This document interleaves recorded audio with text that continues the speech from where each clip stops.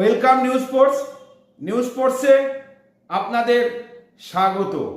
আজকে নৈহাটির বঙ্কিমচন্দ্র স্টেডিয়ামে ইস্টবেঙ্গলের ফার্স্ট সিএফএল খেলা শুরু হলো। সেই খেলায় ইস্টবেঙ্গল মেজারাস এফসিকে 7-1 গোলে হারিয়ে দিল। প্লিজ চ্যানেলটাকে সাবস্ক্রাইব করুন, লাইক করুন ও অনেক অনেক শেয়ার করুন।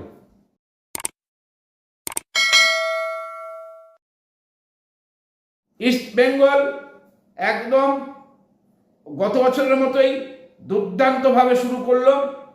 গতবারের লিগের ফয়সালা এখনো হয়নি, যে কোনো মুহূর্তে সেই ফয়সালা হয়ে যেতে পারে।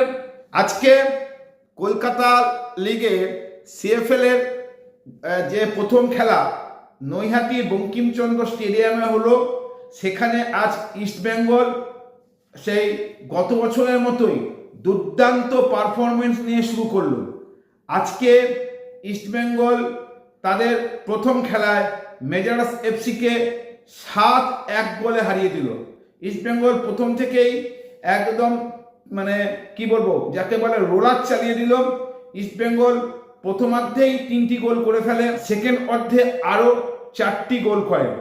ইস্টবেঙ্গলে প্রথম গোল করেন মনতোষ মাঝি, সেকেন্ড গোল করেন সায়ন ব্যানার্জি। আরেকটি গোল হতে পারত, সেটা পোস্টে লেগে ফিরে আসে।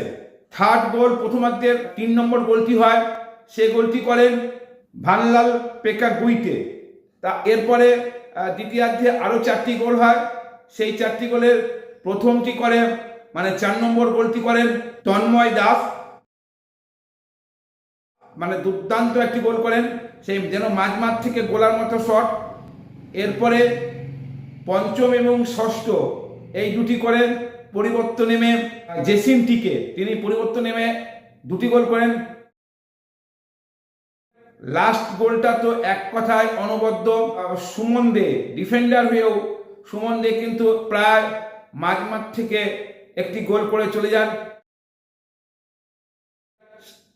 তার আগে 6 নম্বর গোল হওয়ার পর মেজারাস এফসি একটি গোল শট করেন আন্দ্রে রেহারে, তিনি একটি গোল করলেও ইস্টবেঙ্গল 7-1 গোলে হারিয়ে দিল মেজারাস এফসিকে। এই মুহূর্তে ইস্টবেঙ্গল দুরন্ত ছন্দে আছে। আপনাদের ইস্টবেঙ্গলের এই খেলা যদি দেখে থাকেন তাহলে কেমন লাগলো অবশ্যই জানাবেন। প্লিজ চ্যানেলটাকে সাবস্ক্রাইব করুন, লাইক করুন এবং অনেক অনেক শেয়ার করুন। ধন্যবাদ।